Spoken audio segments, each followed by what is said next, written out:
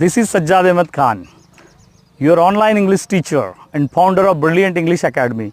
Dear student, today I am going to tell you about a girl who had achieved her dream, overcoming on her disability. Miss Roshan Sheikh, who did her MBBS in odd circumstances.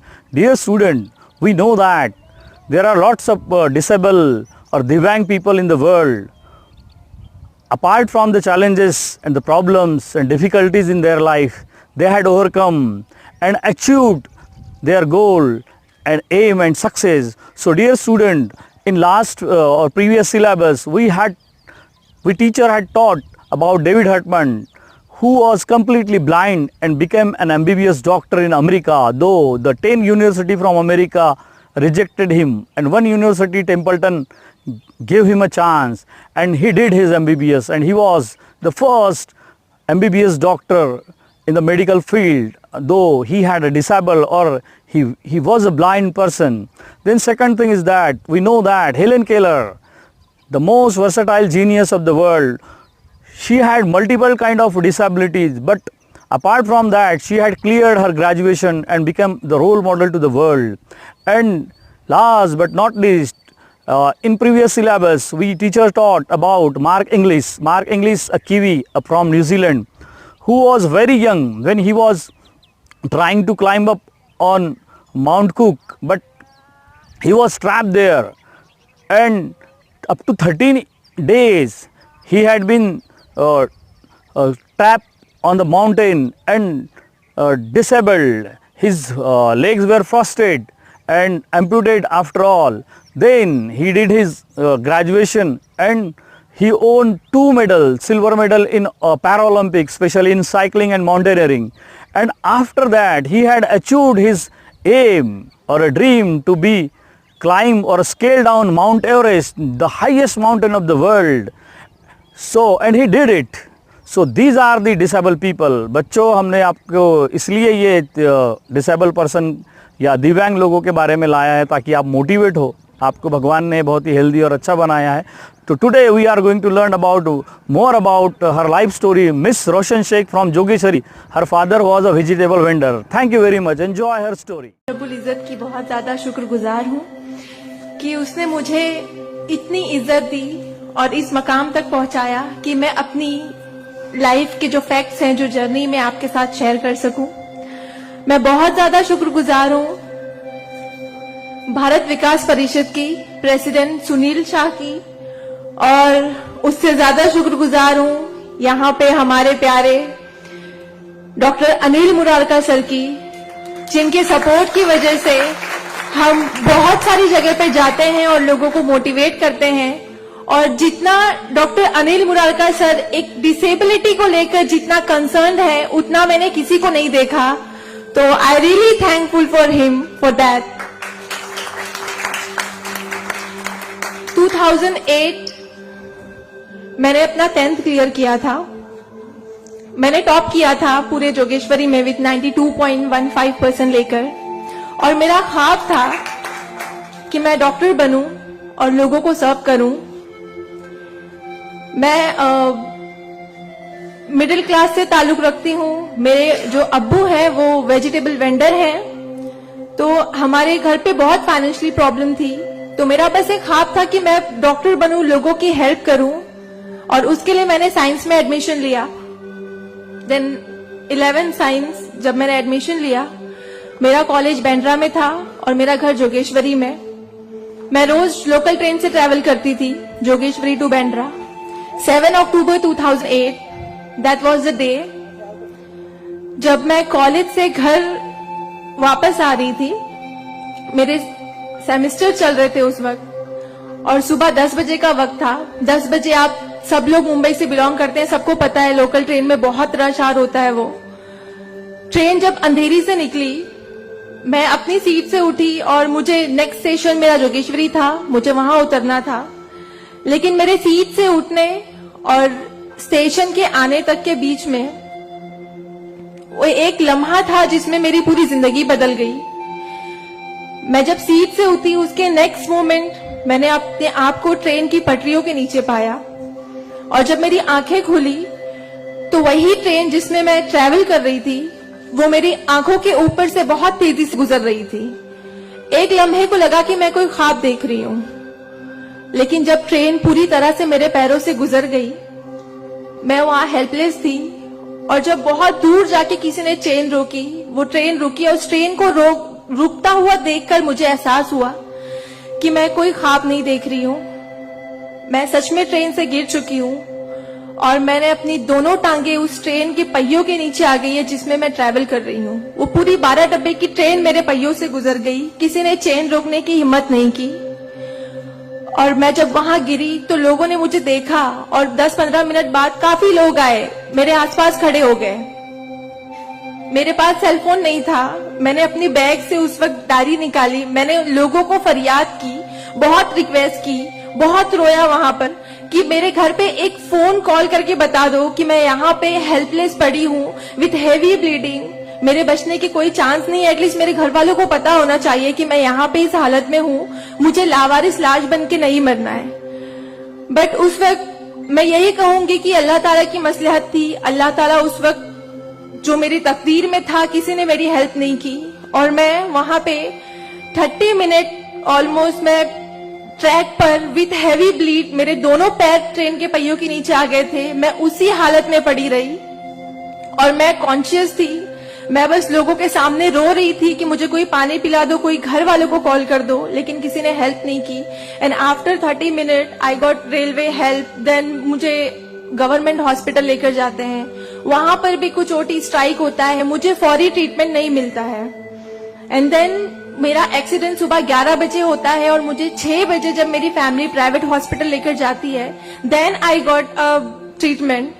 And उसके बाद 16 साल की थी मैं जब मेरे साथ ये एक्सीडेंट हुआ। आप समझ सकते हैं 16 साल की उम्र में 1 मिनट में मेरे 2 पैर कट गए थे, मैं डिसेबल हो गई थी, मैं हेल्पलेस हो गई थी, मैं खुद से उठ नहीं पा रही थी, ना बैठ पा रही थी, ना एक तरफ से दूसरी जगह मूव हो पा रही थी। मैं मेंटली डिसेबल हो गई थी, फिजिकली डिसेबल हो गई थी और फाइनेंशियली कंडीशन भी काफी वीक थी। वो सारी चीजें मेरे दिमाग में चल रही थी और जब लोग मुझे देखने आते थे तो कुछ लोग हमदर्दी में नेगेटिव कमेंट्स भी करते थे कि 16 साल की बच्ची है, 2 पैर खो दिए हैं, सारी जिंदगी माँ बाप के ऊपर बोझ रहेगी, ये जिंदा क्यों है, इससे अच्छा ये मर जाती। ये सारी बातें लोग आके जब मेरे सामने करते तो मेरे जहन में वो सारी बातें चलती कि सीरियसली मुझे अल्लाह ने जिंदा क्यों रखा, जब मुझसे दोनों पैर ही लेने थे 16 साल की उम्र में, मैं खुद से मूव नहीं कर सकती हूँ, मेरी मम्मी को इतना सब कुछ झेलना पड़ रहा है। जिस उम्र में मुझे अम्मी की हेल्प करनी चाहिए उस उम्र में वापस से मम्मी मुझे गोद में उठाकर लेकर जा रही है, वापस से मेरी खिदमतें कर रही है। तो मेरी जिंदगी का मकसद क्या है, मुझे दोबारा जिंदगी क्यों दी अल्लाह ने। मैं बहुत शिकायतें करती थी अल्लाह से, मैं बहुत रोती थी, लेकिन उस मुश्किल वक्त में मेरे कॉलेज, मेरे स्कूल टीचर्स और बहुत से ऐसे नेक बंदे भी थे जिन्होंने मुझे हौसला दिया। उनमें सबसे पहले मेरी फैमिली आती है, मेरी बड़ी सिस्टर की फैमिली आती है। मेरी मम्मी ने मुझे एक जुमला कहा जो जिंदगी भर और मैं हर फंक्शन में बोलती हूँ, वो कि बेटा तुम रो मत, तुम्हारे साथ आज जो ये हादसा हुआ है, अल्लाह ने तुमसे सिर्फ 2 पैर लिए हैं, तुम्हारे पास तुम्हारा दिमाग है, तुम इतनी फास्ट ट्रेन से गिरी हो, तुम्हारे सर पे चोट लग सकती थी, तुम्हारी जान जा सकती थी, लेकिन अल्लाह ने सिर्फ तुमसे 2 मामूली पैर लिए हैं। क्या पता फ्यूचर में तुम्हारे लिए बहुत कुछ रखा हो। तब मुझे बातें उनकी समझ नहीं आती थी, लेकिन अल्हम्दुलिल्लाह अल्लाह का लाख लाख शुक्र है कि आज इस मौके पर जब लोग मुझे एज अ इंस्पिरेशन समझते हैं, एक आइडियल करते हैं, तो मुझे समझ में आता है कि मेरी अम्मी सच बोलती थी कि हौसला रखो, सिर्फ 2 टांगे गई है। आज मैं जब अपने प्रोस्थेटिक लेग से चलती हूँ तो लोगों को पता नहीं चलता कि मेरे पास 2 पैर नहीं है, मेरा एक पैर थाइस के पास से नहीं है, दूसरा नी के पास से नहीं है, बट लोगों को ये अंदाजा नहीं होता है। तो बस मेरी अम्मी ने जो एक बात कहा था कि अल्लाह पे यकीन रखो बच्चा, तुम्हारे साथ जो हो रहा है और जो होगा वो सब अल्लाह ने प्लान किया हुआ है, तुम बस हिम्मत मत हारो कभी भी और बस डटे रहो अपने जुनून के पीछे कि तुम्हें डॉक्टर बनना है। तुम्हारी 2 टांगे नहीं तो क्या हुआ, तुम्हारे पास दिमाग है, तुम ज़हीन हो, तुम आगे बढ़ो।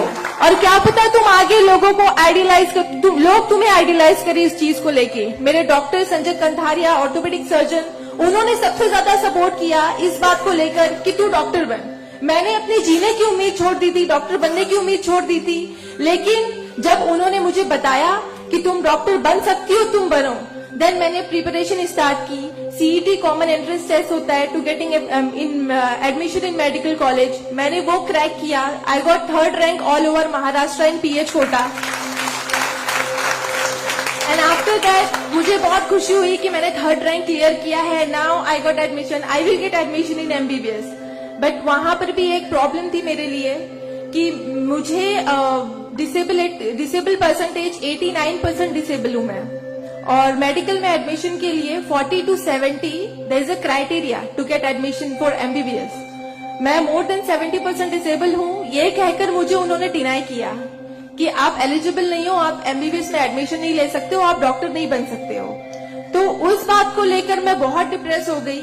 देन मैंने वापस अपने डॉक्टर से हेल्प मांगी। उन्होंने मुझे एक मशवरा दिया कि आप हाईकोर्ट जाओ, बॉम्बे हाईकोर्ट, और जिस बात के लिए एक नॉर्मल स्टूडेंट को सिर्फ पढ़ाई करनी होती है, अच्छा रैंक लाना होता है, मुझे उस चीज के लिए मैंने वो किया, लेकिन उसके बाद भी मुझे बॉम्बे हाईकोर्ट जाना पड़ा।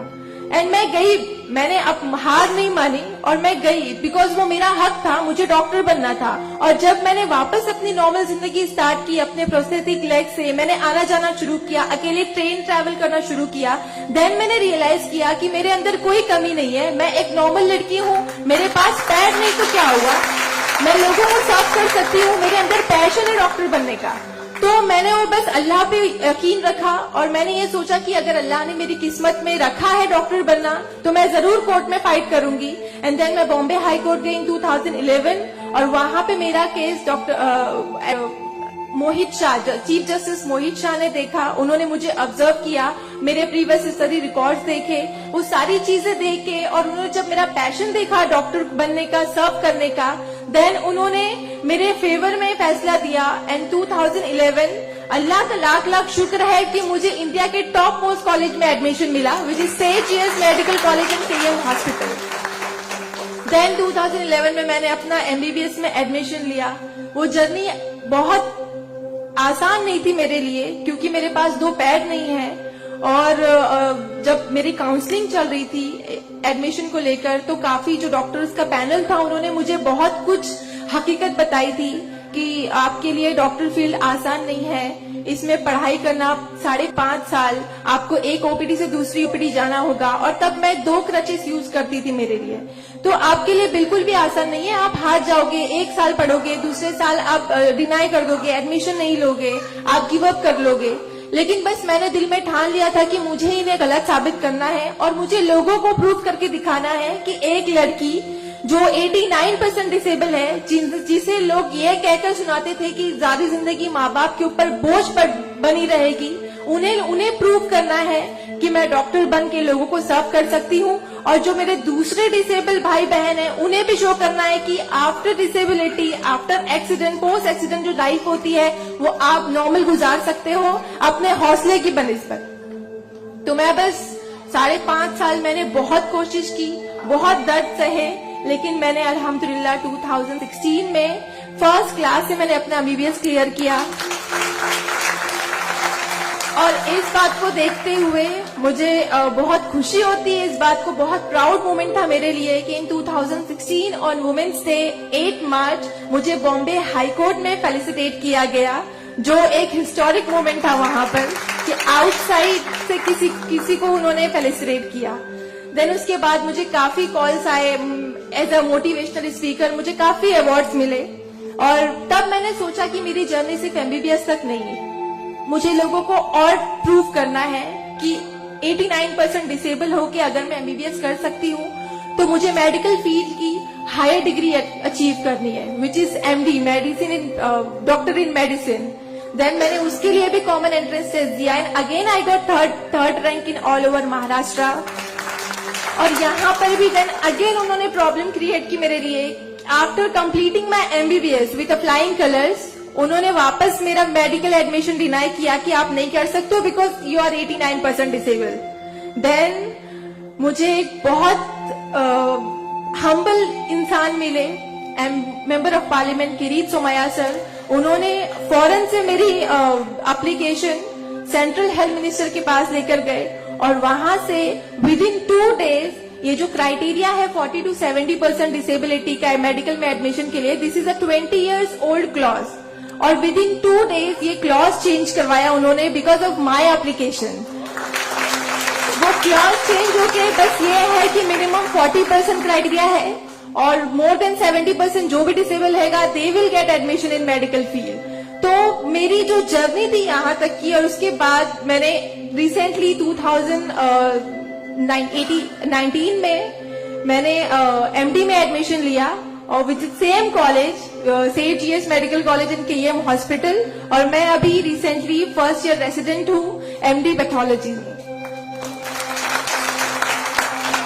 मेरी जो यहाँ तक की जर्नी है मैंने बहुत अच्छे से तो नहीं बताया आपको, लेकिन बहुत सारी बातें मिस है इसमें बिकॉज मेरे पास टाइम नहीं है, आप लोगों को भी लेट हो रहा है। लेकिन ये सारी जो मेरी जर्नी है ये सब बताने का मकसद यही है आप लोगों को कि जिंदगी में देखो चाहे कुछ भी प्रॉब्लम आए, बिकॉज मेरी लाइफ में मुझे लगता है कि सारी प्रॉब्लम्स थी, फाइनेंशियल प्रॉब्लम्स थी, फिजिकल प्रॉब्लम थी, मेंटल प्रॉब्लम थी, सारी ऑड्स थी मेरी लाइफ में, लेकिन मैंने बस 2 चीजें ध्यान में रखी। एक तो मेरी अम्मी की बात कि अल्लाह पर यकीन रखो, अल्लाह अपने बंदों से 70 माओं से ज्यादा प्यार करता है।